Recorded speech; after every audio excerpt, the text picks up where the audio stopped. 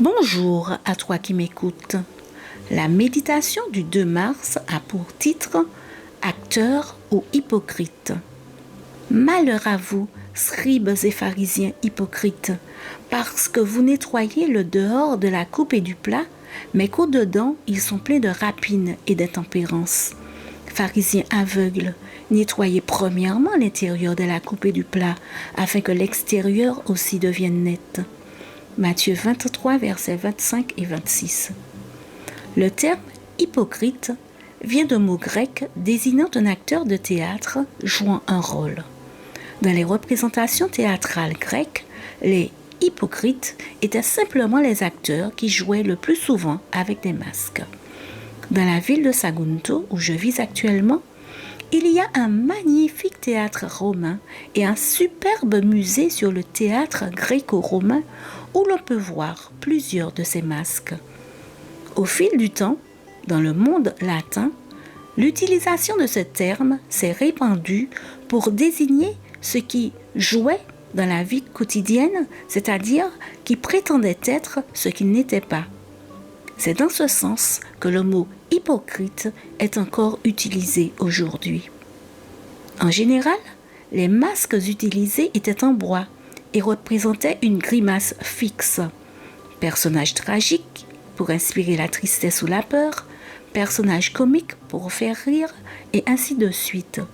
Les acteurs pouvaient ainsi jouer plusieurs personnages dans la même pièce en utilisant des masques différents pour changer l'humeur du public en fonction des intentions du scénario. Il est intéressant de noter que le mot « personne » vient du mot latin « personae » qui ne signifiait à l'origine rien de plus que « masque d'acteur ». De là, il en est venu à signifier « personnage de théâtre » et par extension personne ou individu dans le sens plus large que nous lui donnons aujourd'hui. Il semble que nous, les êtres humains, ayons tendance à devenir le personnage que nous jouons.